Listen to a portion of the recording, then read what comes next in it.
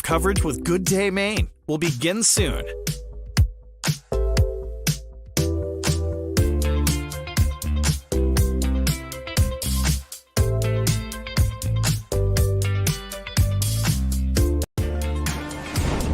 Good Day Maine's Friday Favorites starts right now.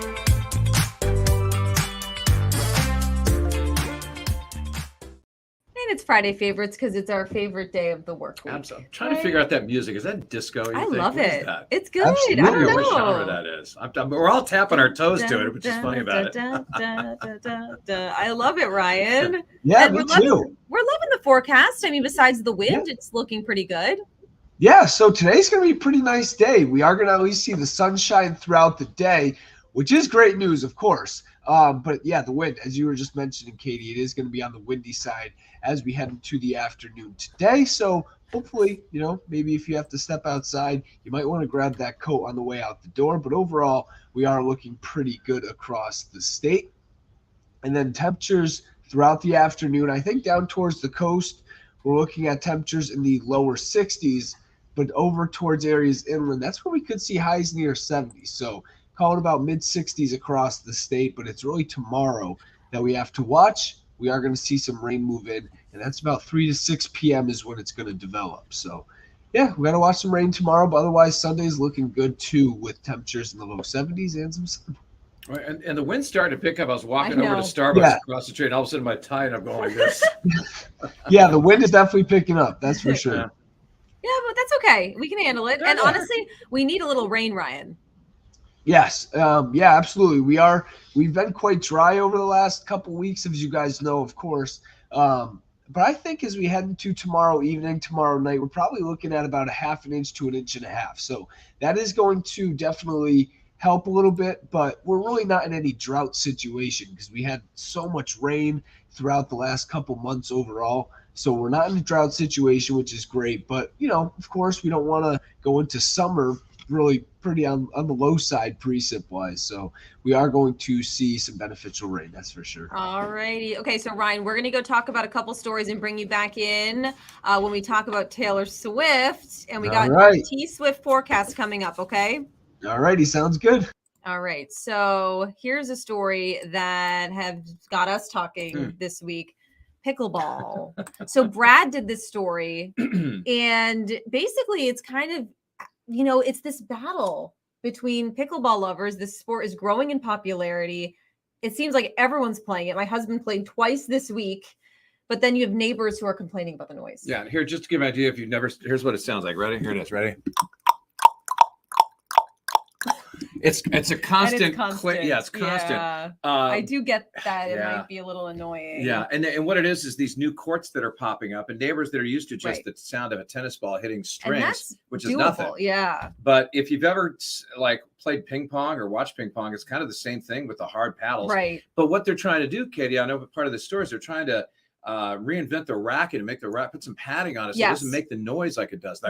Right. And so Brad, he interviewed someone who has that racket. He even used it and they compared and you could tell the difference. I mean, it really was night and day. Yeah. So, but apparently some players don't really like those rackets or they don't have them or maybe they're more expensive. I don't really know. So you can't require them to use these rackets. Right. But maybe if they open the courts, maybe they provide the rackets and they say, hey, you have, or the paddles, I mean, and you use these special, soundproof ones. I don't know. Well, they're going to have to find a happy medium somewhere. Yeah. And they can put as many trees as they want and it's not going to buffer that sound. The only thing I can think about is if you ever notice when you drive down 295, see that big wall on the side, that's to keep the noise from the highway over in those neighborhoods. And they might have to build these brick walls around these pickleball courts to try to keep the noise out. That might be the happy medium. Yes. And I think some places that are putting them in now, the new courts, I think they are keeping that in mind. I think it's other places where the courts already exist. Yeah. And then, what do you do? Add a wall, maybe. Yeah. But this sport is crazy. They actually have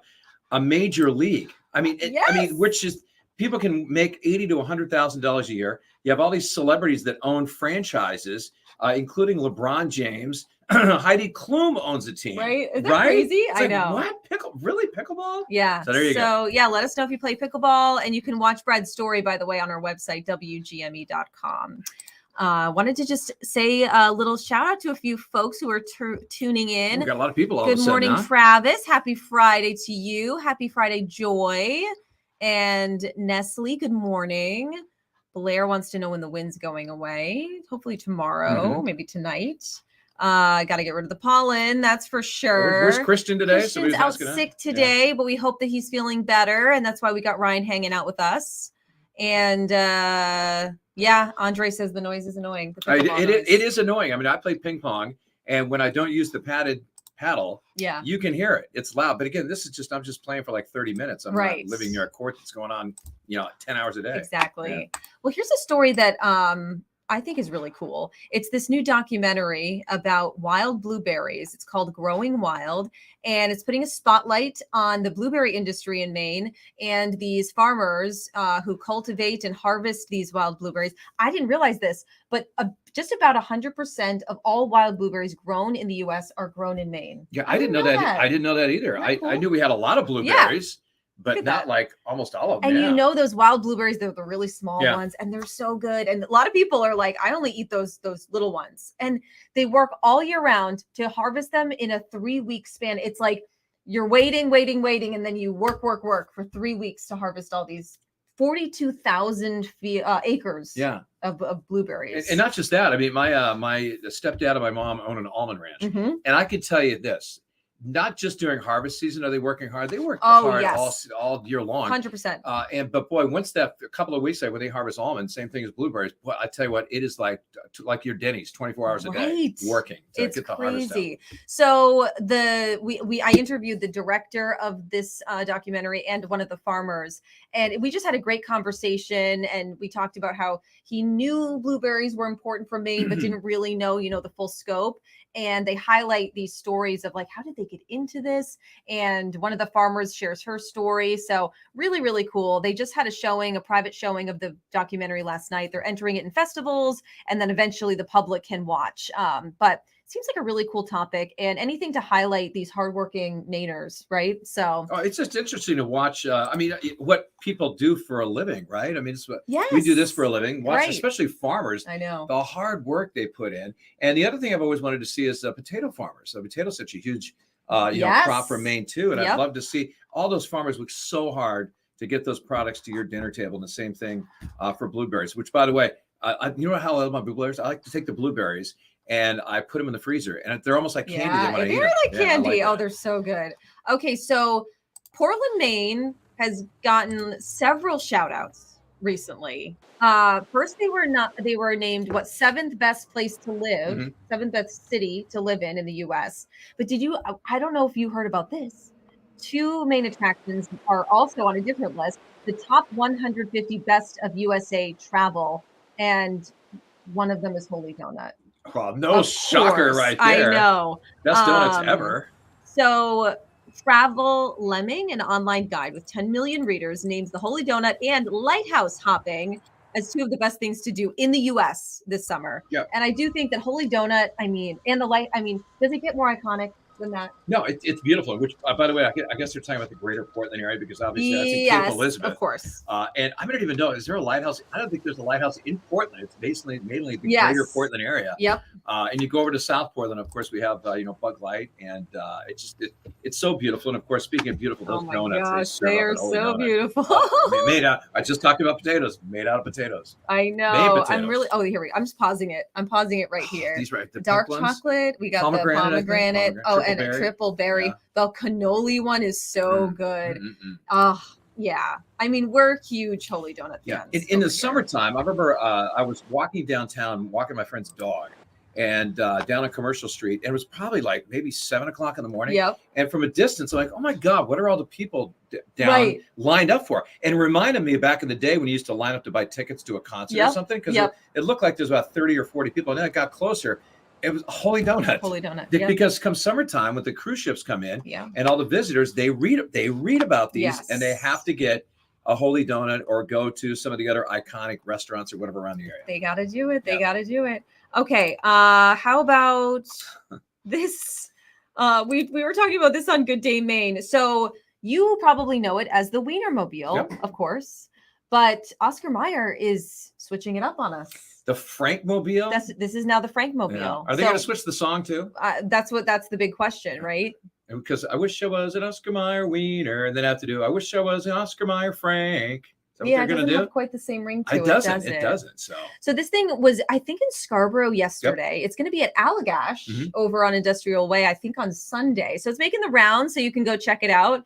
It looks quite large.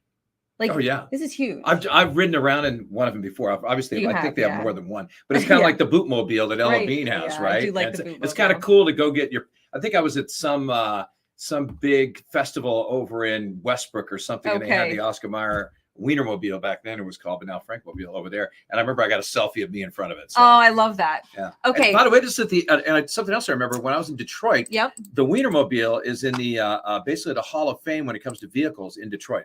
Really? There you go. That's cool.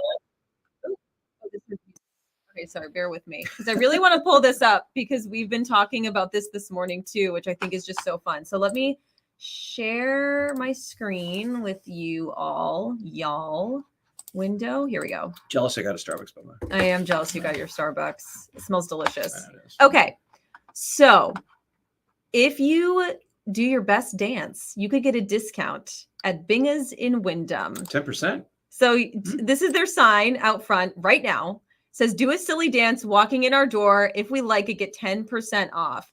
And you can see they put day 3 of dancing for a discount at Binga's Wyndham. They're putting this on Facebook and TikTok. And look, people are doing it and having so much fun. I just think this is awesome. Like a duet there. Yes. So they clearly have a camera inside. And so looking right at the door. I don't know if it's a security camera or what. Doing a little, yep. What is that all about? They play tunes as you walk in then too. I know. I don't know. But I think it's awesome. And they're having so much fun with this. And basically they were saying, how can you not smile, watching this? It's just hilarious. Maybe if it's really bad, they'll ask you not to please stop dancing.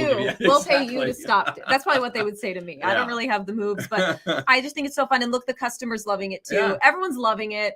So yeah, people are buzzing about this, and I think it's a really fun thing. And they said our Friday customers sure have some competition. So look at him busting a move, huh? I know. People are really taking advantage. And that's in Wyndham? So cute. Yep, the Binga's in Wyndham, and Binga's is awesome. Yeah. Great wings, great sauces. So already it's like, yeah, why not go to Binga's? But now there's another reason to go because you could get a discount and have a lot of fun. Yeah. I just think that's so cute. Those dancers are dancing just as hot as the sauces they have for their wings. Yes, I know, right? Look at this move. I like that one, both of them. I wonder how long they're going to keep. So this is day 3, apparently. Yeah. They've been doing this all week. I wonder how long they're going to keep it going. Well, 2 things. I mean, people keep coming and dancing like this, and they get more likes and more followers. Why would you stop? I mean, it's fun when you're there. Yeah. And plus, it's a great marketing tool to get more people to come in. Oh, it's genius. Totally genius. A win-win-win for everyone. Yeah. And speaking of dancing, lots of people are going to be dancing tonight, tomorrow night, and Sunday at the Taylor Swift concerts happening in Foxborough. He's there. Oh. I don't think this is supposed to have a sound on it. Oh, wait. Oh, here we go. It's from this one. There we go.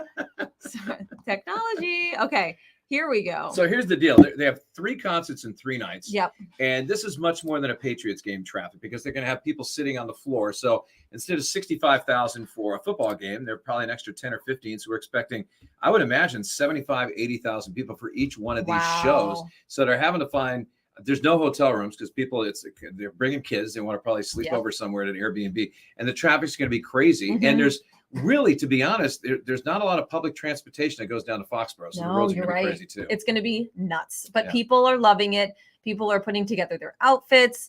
They're, just so excited. People are still trying to get tickets, like desperately. And if you're going Saturday, it's gonna rain, Ryan. But let's talk about the good news. Yep. Friday and Sunday are gonna be awesome. Yep. And the people who went to one of our concerts in Nashville where it poured had a great time and it was fun. Yeah. Did you see that, Ryan? The Nashville concert, there was like a tornado warning, I think, or a thunderstorm or something. Really? Yeah. And so I think it was delayed by a couple hours, and then they did it and it was pouring like the whole night, but it was actually like really cool.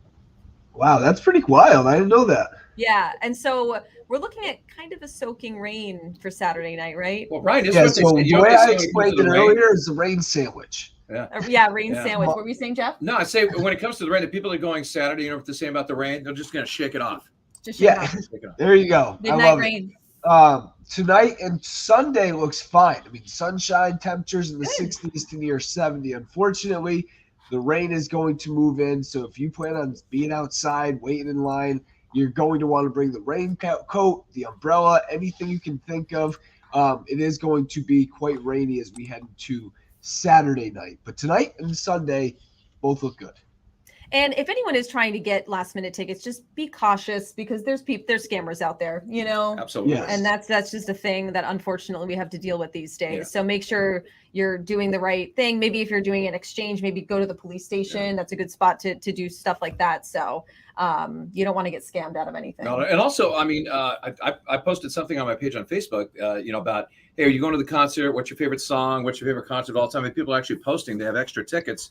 So if you want to go on my page on Facebook here at CBS 13, you can maybe DM the people and try to get tickets. And it looks, make sure they seem legit, and everything. And also we have, by the way, full disclosure. We have one of our producers from this morning. She's heading down to the concert tonight. Yep. And I got 3 of my kids going down tomorrow night. So they're going to be watching the game in the rain. But everybody knows somebody or knows somebody who knows somebody that's going. I love how you said watching the game, watching the concert. Did I say game? Yes, watching you the did. concert. We right? did to Foxborough, Sports right? on my mind all the time. All right. Well, Ryan, it was a pleasure hanging out with you this morning. It's a pleasure to have me. Thank you. You got to get some rest. Yes. It was an early day for you. Oh, wait, we got to do one last thing though. Do you guys have a favorite Taylor Swift song? Favorite Taylor Swift song?